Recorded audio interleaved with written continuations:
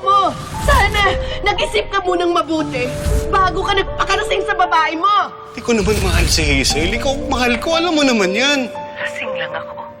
Pero hindi ako tanga.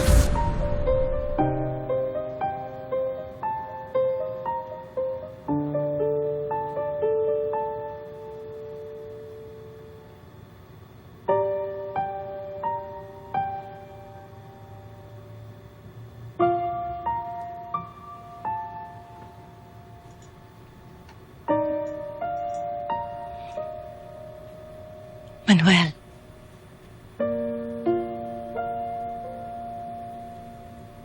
I'm sorry. Sorry, San. Pinagdudahan ko yung pagmamahal mo sa akin. Hindi pala talaga kayo nagkaroon ng relasyon ni Hazel noon. Hindi nagbunga yung nangyari. Hindi naman ako mapupunta sa sitwasyon na yan kung hindi ako nagpatukso eh. Kaya may kasalanan pa rin ako. Pero ang dami kong nasabing masasakit na salita na hindi naman pala totoo. Hayaan mo na yun. Natapos na yun. Alam mo, mahalaga, nagkapatawaran na tayo. Nagkasundo na tayo. Alam mo yung isang pinagpapasalamat ko? Kung dumating sa akin si Jessica,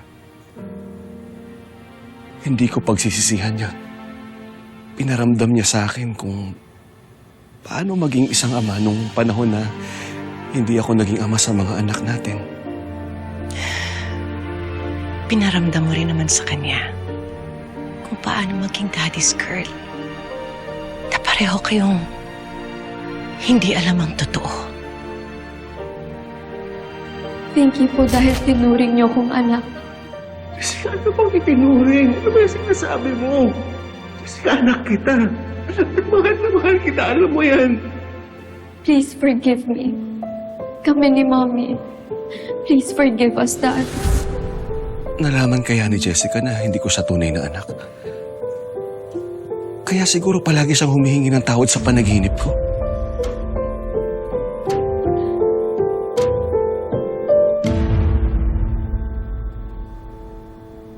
Shanghai na. Caldereta, chop suey.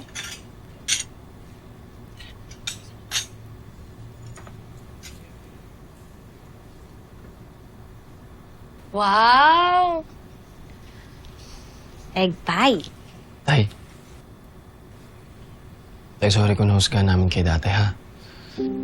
Akala kasi namin may relasyon talaga kayo nung Hazel, kaya kayo nagkaanak eh. Hindi na naman kailangan humingi ng tawad. Wala naman kayong kasalanan. Huwag na kayong malungkot. Kaya ako pinaghanda si Didang para mag-celebrate tayo at magpasalamat tayo sa Diyos na ligtas si Jeffrey, ligtas kayo mga anak namin.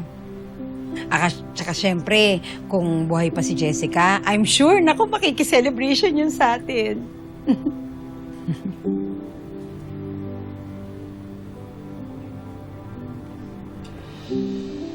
Ayan. Kasama na natin ngayon si Jessica. Husay ah. Galing na naisip mo, bunso ah.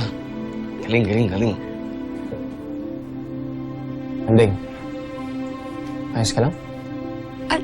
Hindi, okay lang ako.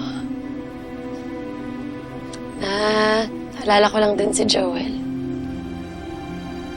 Masaya rin siguro kung dito pa siya kasama natin.